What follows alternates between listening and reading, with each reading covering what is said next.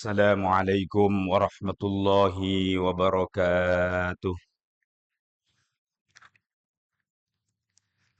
Alhamdulillahi rabbil alamin. Wassalatu wassalamu ala ashrafil anbiya'i wal mursalin. Sayyidina maulana wa habibina Muhammadin wa ala alihi wa ashabihi wa atba'ihi ajma'in. Amma ba'du, subhanaka la ilma lana illa ma 'allamtana, innaka antal alimul hakim. Ma'asyiral hadirin wal hadirat, para jamaah sekalian, mengawali ta'lim kita, tentu kita niatkan hati kita untuk melanjutkan i'tikaf di rumah Allah Ta'ala yang mulia ini, sekaligus kita istiqomahkan ta'lim mingguan kita di setiap hari Sabtu untuk memperbaiki tahsin kita, sekaligus tadabbur ayat-ayat Al-Quran Al-Karim. Yang kali ini kita telah memasuki surah An-Nisa, surah keempat daripada urutan dalam surah Al-Quran. Sekarang kita memasuki ayat ke-7. 7, 8, 9, 10. Nanti kita baca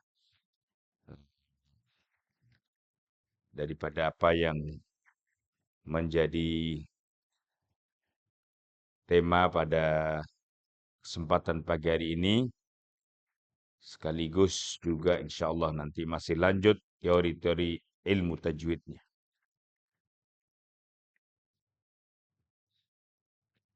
Baik jamaah sekalian, mari saya baca terlebih dahulu, lalu kemudian nanti kita bisa ikuti setelah bacaan yang kedua, sebagaimana rutinitas dan kebiasaan kita. Ini ada alasannya jamaah sekalian, dan itulah cara dulu saya pun mengaji, namanya ngaji sorogan, ngaji yang secara langsung. Banyakan biasanya kalau di awal-awal pembimbing atau guru kita memberikan contoh terlebih dahulu bacaan. Supaya apa tujuannya? Kita memperhatikan, kita mendengarnya, bagaimana bacaan itu dibaca, mulai dari makharijul hurufnya, sifatul hurufnya, kemudian panjang pendeknya, dan seterusnya. Setelah itu, kalau memang ada lebih lengkap, dibaca oleh pembimbing lagi dari kalimat per kalimat, kemudian ditirukan supaya melatih, tujuannya melatih bagaimana praktek bacaan dan pelafazan yang kita baca. Baru kemudian yang bacaan ketiga kita praktek masing-masing secara penuh. Jadi begitulah cara memberikan kita bimbingan Al-Quran yang kemudian kita ikuti mulai dari zaman Nabi Shallallahu Alaihi Wasallam dulu, menyampaikan talaqi, contoh secara langsung dari bacaan-bacaan Al-Quran Al-Karim. Begitu pula kita dulu, saya sendiri mendapati bacaan. Kecuali kalau sudah lancar, boleh kemudian masing-masing membaca, pembimbingnya mendengar, dan kemudian kalau ada salah kurang diperbaiki. Baik jemaah sekalian, saya baca terlebih dahulu. A'udzu billahi minasy syaithanir rajim.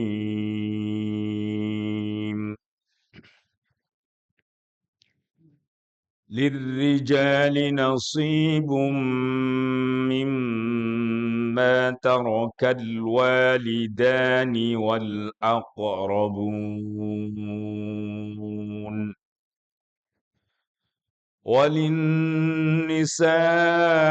وللنساء نصيب مما ترك الوالدان والأقربون مما قل منه أو كثر نصيبا مفروضا وَإِذَا حَضَرَ الْقِسْمَةَ أُولُو الْقُرْبَى وَالْيَتَامَى وَالْمَسَاكِينُ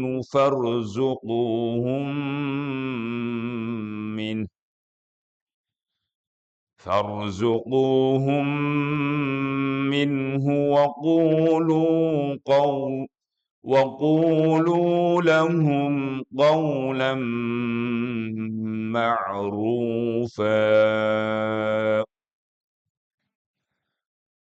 وليخشى الذين لو تركوا من خلفهم ذرية ضعافا خافوا عليهم فليتقوا الله وليقولوا قولا سديدا إن الذين يأكلون أموال اليتامى ظلما إنما يأكلون في بطونهم نارا وسيصلون سعيرا Sadaqallahul azim.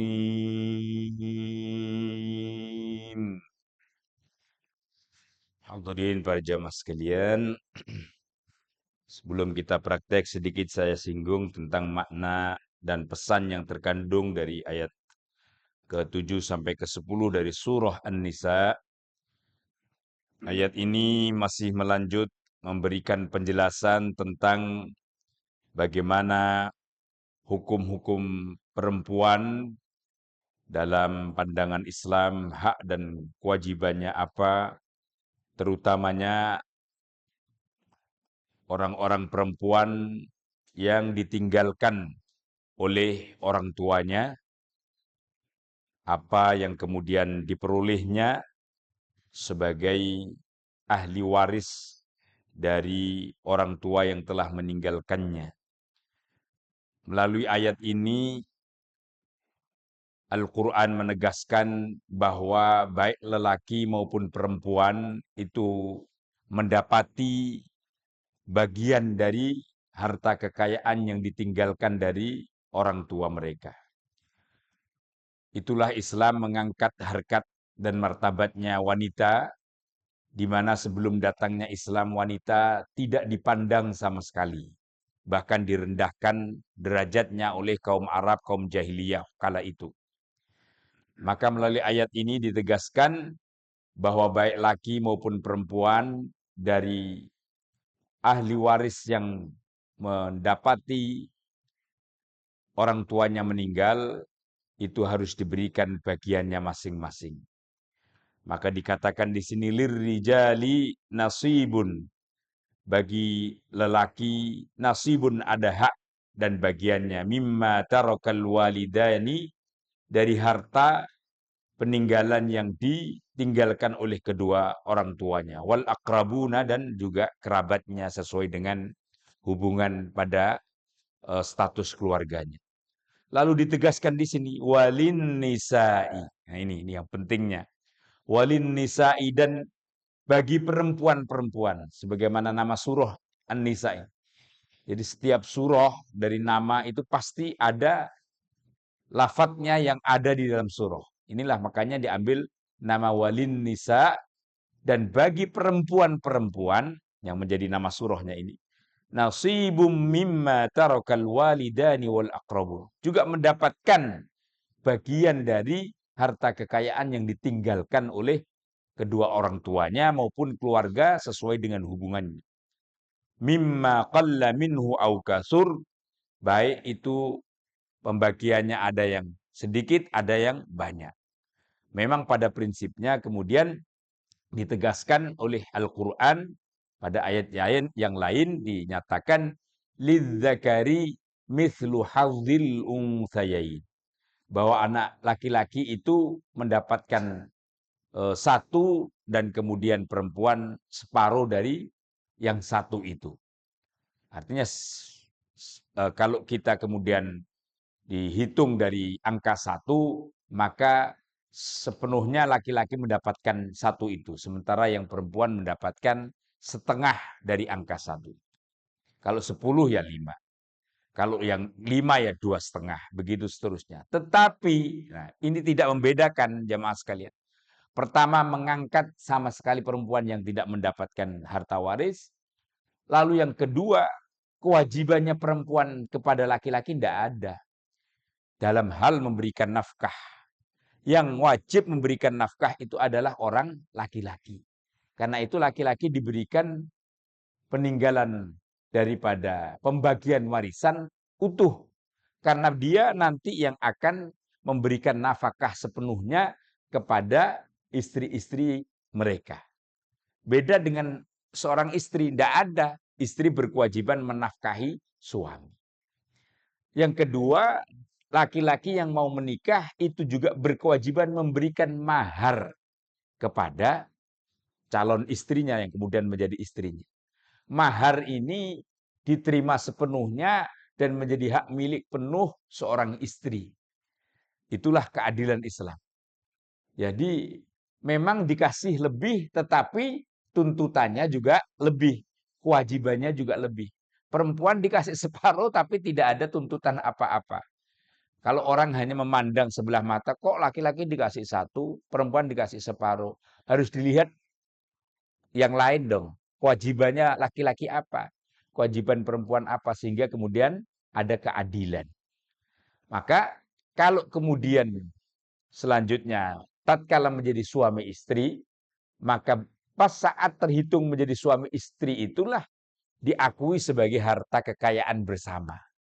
Jadi harta kekayaan bersama di mana perempuan itu memiliki hak untuk mendapati apa yang dilakukan pekerjaannya oleh sang suami. Begitu seterusnya jemaah sekalian. Itu nanti bab warasah memang dinyatakan dalam hal itu. Ini ingat-ingat Pak Haji Kendar yang sudah biasa latihan tentang warasah. Maka di sini dikatakan wa idza hadaral qismata ulul qurba wal yatama wal masakin farzuquhum min. Maka harus diberikan haknya itu sesuai dengan apa yang telah diatur oleh Al-Qur'an. Wa qulu lahum farzuquhum, dan berilah mereka dari harta kekayaan itu, wa qulu lahum qawlan ma'rufa. Dan pemberian itu harus dibarengi dengan ucapan dan tutur kata yang santun. Jangan juga memberi sesuatu tapi kemudian dengan cacian, dengan omongan-omongan yang menyinggung seterusnya. Ah, kamu misalnya dasar perempuan kagak bisa ngapa. Ini nih ngasih tapi dengan cara dengan ucapan yang kasar. Itu dulu kayak begitu sesuatu yang sering terjadi. Maka Al-Qur'an kemudian memberikan etikanya. Lalu bahkan di ayat ke-9 ini, penting jamaah sekalian untuk kita ketahui pesan Al-Quran kepada siapapun dari umat Islam, supaya kalaulah dia meninggalkan generasi, tinggalkanlah generasi yang kuat. Ini kan dikatakan, wal yakhshalladzina law taraku. Dan hendaklah kalian takut kepada Allah terhadap orang-orang yang sekiranya meninggalkan min khalfihim, di belakang mereka, dzurriyyatan keturunan, di'afan yang lemah, khafu yang mereka khawatirkan alaihim terhadap kondisi mereka. Ini penting jamaah sekalian. Jangan sampai kita ini meninggalkan anak keturunan yang kita khawatir atas kondisinya tidak jelas. Besok mereka kira-kira mendapati kesejahteraannya apa enggak, kehidupannya berlangsung dengan baik apa enggak. Enggak pernah ada kepedulian dari orang tuanya terhadap anak keturunannya. Sebab itu perintah Islam sebenarnya adalah bagaimana kita mempersiapkan generasi yang kuat, gitu loh. Jadi sebelum ada kuat apanya? Ya kuat akidahnya, ya kuat fisiknya, ya kuat ekonominya. Itu sebenarnya yang diperintah dalam Islam. Maka Allah memberikan warning, wanti-wanti. Bahasa wanti-wanti itu apa ya? Peringatan. Nah, betul Pak Jisal. Peringatan kepada umat Islam hendaknya engkau mewaspadai kepada orang-orang yang meninggalkan anak keturunan dalam kondisi lemah. Jangan sampai terjadi itu. Tuh, sebenarnya prinsipnya gitu. Maka pentingnya di sini pendidikan. Pentingnya mempersiapkan generasi umat Islam. Supaya umat Islam itu terus berlangsung kekuatannya. Kekuatan. Ya akidahnya, ya ekonominya, ya fisiknya. Kalau kemudian sekarang ya sampai persiapan politik dan pendidikannya dan seterusnya dan seterusnya. Itu prinsipnya. Karena itu kalau kau meninggal, usahakan ada warisan yang kemudian dibagikan kepada mereka sesuai dengan kemampuan kalian. Dan mereka mendapatkan haknya sesuai dengan aturannya. Nah, ini masih berkait jamaah sekalian dengan ayat yang kemarin, diakhiri dengan ayat innal ladzina ya'kuluna amwalal yatama. Sungguhnya orang-orang yang makan harta kekayaan anak-anak yatim zulman dengan zalim, innama ya'kuluna fi butunihim nara. Sungguhnya mereka persis seperti memakan api di dalam perutnya. Itu wasayaslauna sa'ira, dan mereka akan dimasukkan dalam api jahanam yang menyala-nyala. Ini peringatan kepada orang-orang dulu. Ini kok apa hubungannya anak yatim dengan kemudian pernikahan? Kan dulu banyak mereka-mereka yang menikahi janda. Ini ceritanya. Termasuk juga asbabun nuzulnya nih, janda-janda yang meninggal suaminya dalam keadaan perang. Sehingga banyak ditemui punya keturunan yang yatim. Ada niatan sebagian yang menikahi janda-janda ini, ketepatan janda-jandanya nikaya, supaya harta anak yatim itu kemudian dikuasai dan kemudian dimakan dengan cara semaunya sendiri. Ini dulu banyak kemudian diingatkan oleh Al-Quran. Hati-hati kalau kalian menikahi janda dan punya yatim, maka jagalah harta kekayaan yatim itu. Kalau kalian makan dibenarkan, tapi makan dengan cara yang benar. Bagaimana ya, memang dibagikan juga kepada yang punya hak sesungguhnya. Dan jangan sampai kalian makan dengan cara yang batil, artinya tidak menjadi haknya kalian. Itu diumpamakan oleh Al-Quran seperti makan api di dalam perut kita. Itu seakan-akan tidak akan ada keberkahannya, tidak akan ada kebaikan. Ini jamaah sekalian secara umum apa yang kemudian menjadi pesan ayat yang kita baca ini. Nah, mari selanjutnya kita praktekkan, tentu dengan yang kedua memperhatikan hukum-hukum tajwid. Saya jelaskan secara umum saja, misalnya kata lirrijali, ro. Ingat ro itu ada tafhim, ada tarqiq. Ro yang kasroh, hukum bacaannya apa? Tarqiq, tipis. Di situ juga ada mimma, mim tasdid. Juga ada lin nisa, nun tasdid. Ingat, kayak gini selalu kita praktekkan. Saya kasih ini aja. Apa nun dan mim yang ditasdid, hukum bacaannya? Gunnah. Gunnah itu apa? Bacaan yang mendengung. Bacaan yang melibatkan hidung. Yang kalau kemudian kita tidak tahan, dia tidak bunyi dengungannya. Maka harus ditahan. Lirrijali nasibum mimma, itu nasibun tanwin bertemu dengan mim. Ini juga bacaan idgham bi gunnah. Tanwinnya masuk mim dan didengungkan. Setelah itu juga ada bacaan berikutnya mim yang ditasdid. Jadi dua gunnah double. Maka bacanya nasibum mimma tarakal walidani wal aqrabun. Lalu lanjut, nun itu juga tasdid, setelahnya walin nisa, walin ditahan. Itu gunnah harus ditahan dengan bacaan hidung. Lalu nisa, bacaan apa itu? Mad, panjangnya mad wajib muttasil. Dia panjang sekali, maka benderanya tebal, itu tandanya. Kenapa mad wajib muttasil? Ada huruf mad yaitu alif, setelahnya itu bertemu dengan hamzah, nisa, kan hamzah tuh dalam satu kata, dalam satu kalimah. Kalau beda kalimah namanya mad jaiz munfasil, kalau dalam satu kalimah namanya mad wajib muttasil. Wajib itu artinya harus muttasil, disambung satu kalimat dengan bacaan yang panjang. Walin nisa'i nasibum mimma. Nah, itu mesti kita ingat bagaimana kaidah lalu kemudian dipraktekkan. Demikian juga seterusnya jemaah sekalian, ada di sini kata wa idza hadaral qismata ulul qurba.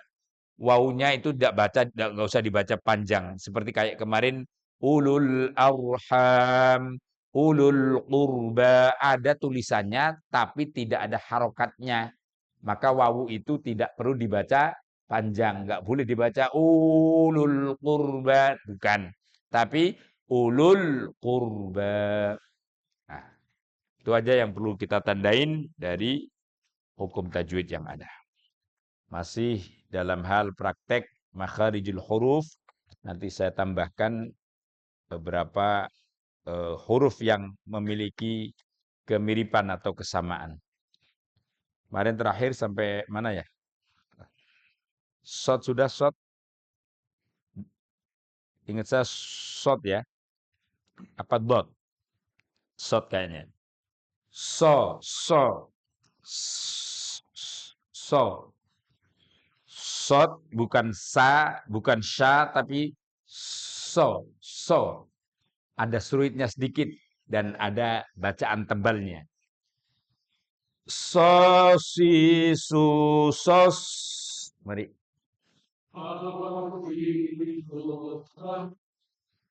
Susang soni sos naminal muslimasi soni so.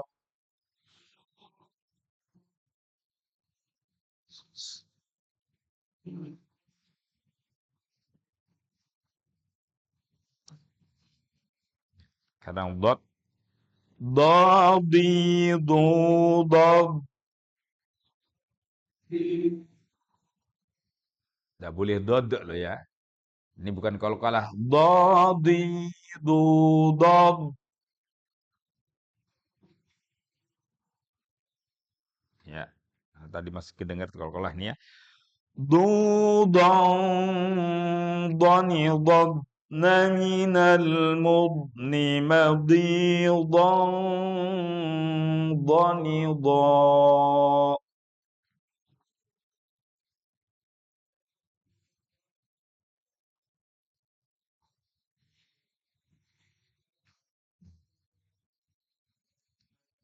Berikutnya huruf to. Ti, tu, top, do. Nah, ini ada kolkolahnya. Ti, tu, top, do.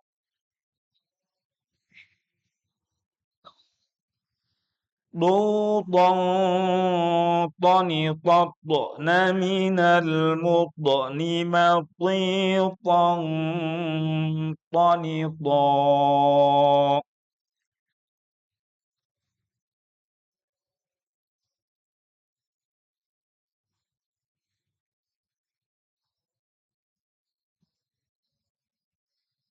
Sekarang huruf zo. Zo. Nerabas sedikit, bukan do ya, tapi z. Zo, zi, zu, zoz.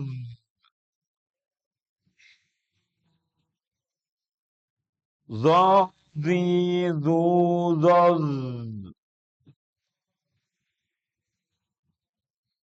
Tidak kolkolah, tapi lepas. Bacaannya, nafasnya tidak tertutup seperti dot.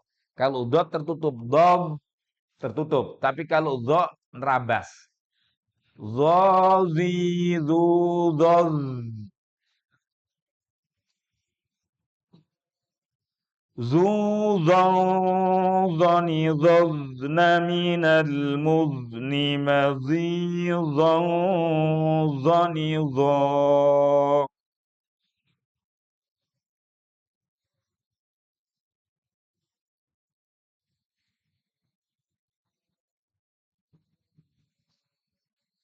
Baik, jamaah sekalian, mohon ini diulang-ulang, dipraktekkan. Saya ingin menekankan pada beberapa huruf yang memiliki kesamaan. Insya Allah kalau minggu depan kita ada waktu, mungkin disiapkan layarnya nanti. Saya kasih materinya sedikit terkait dengan huruf-huruf yang memiliki kesamaan, supaya lebih jelas.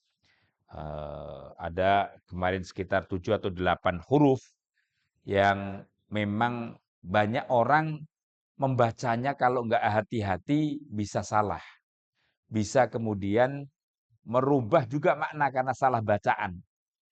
Kemarin sudah kita awali dari huruf A dan A. Ingat ya, A sama A. Itu merubah makna.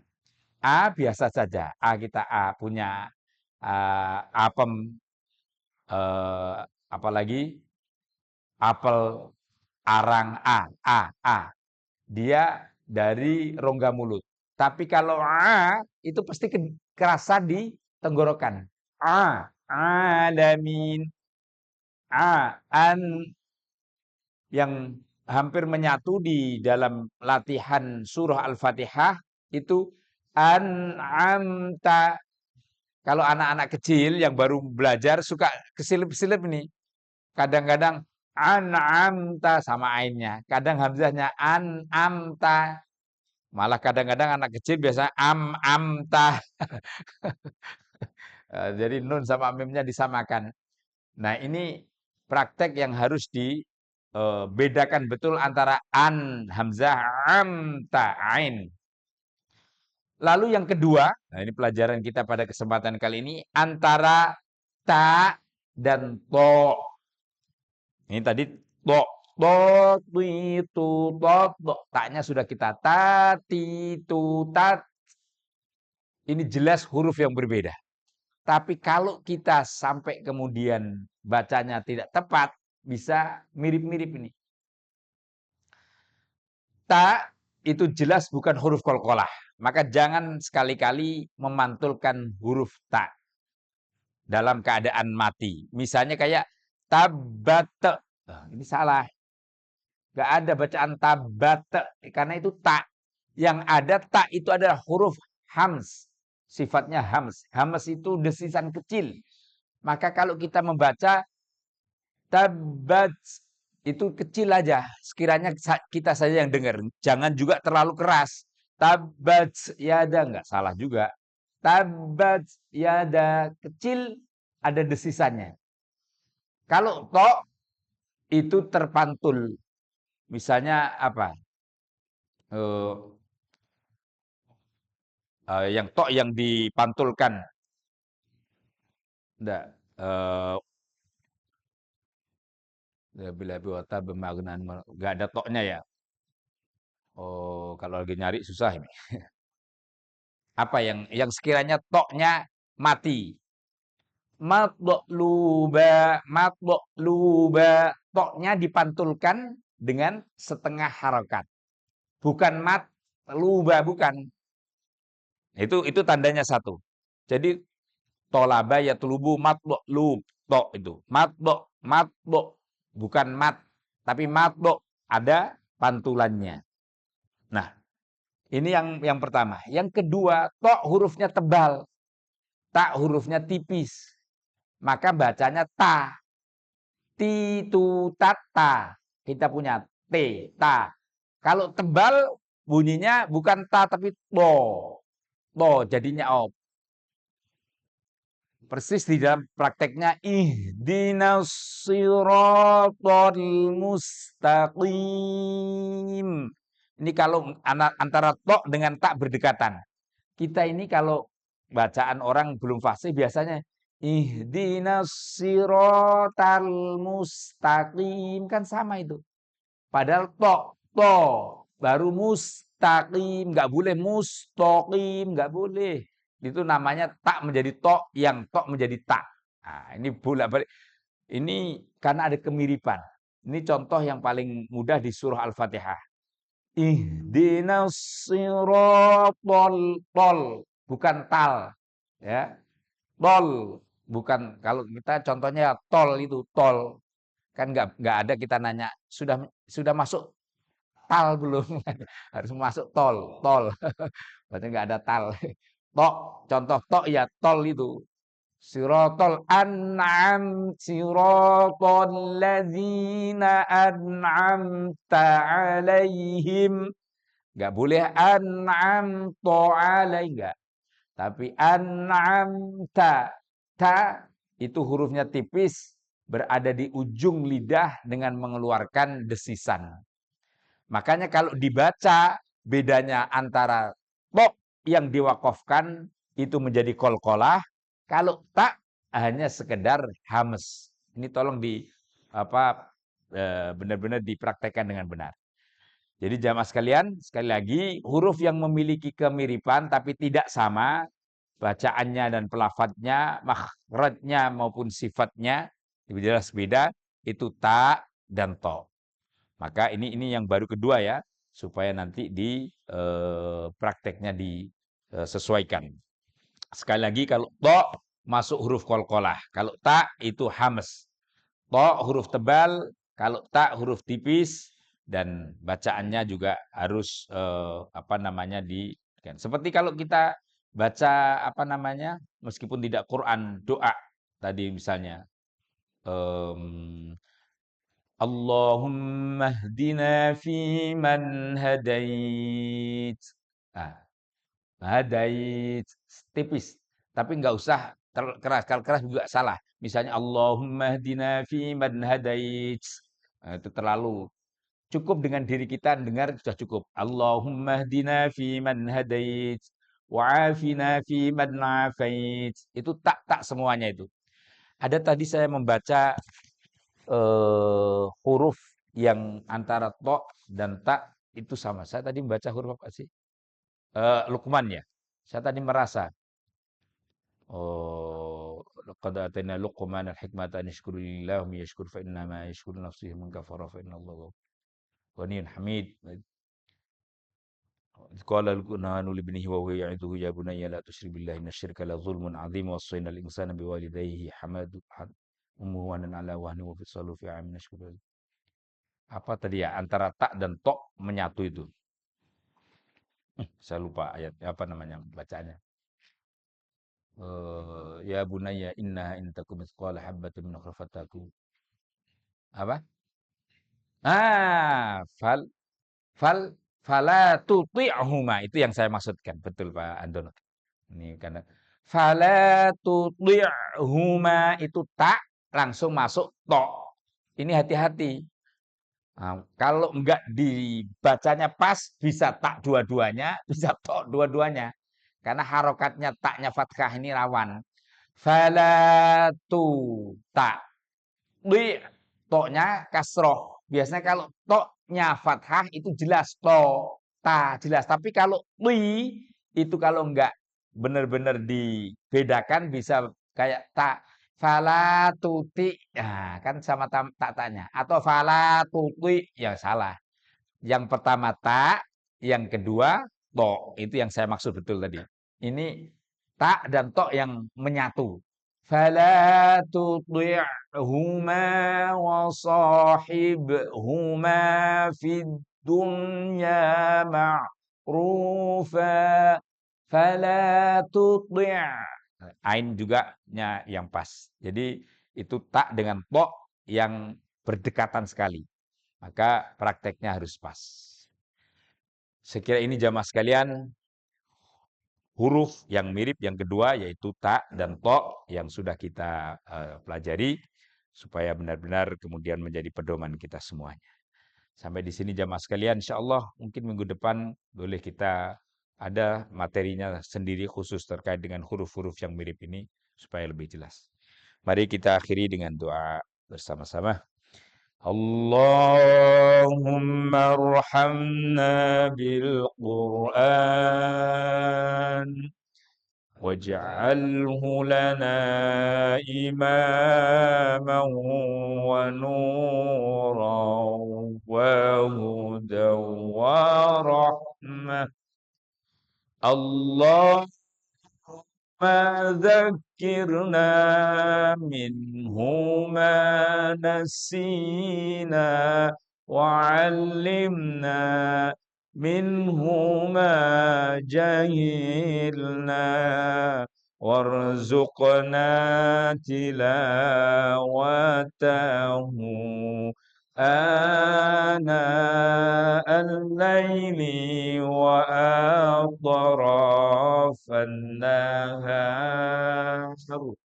واجعله لنا حجة لنا يا رب العالمين. Amin ya rabbal alamin. Kita tutup kafaratul majlis. Subhanakallahumma wa bihamdika asyhadu an la ilaha illa anta astaghfiruka wa atubu ilaik.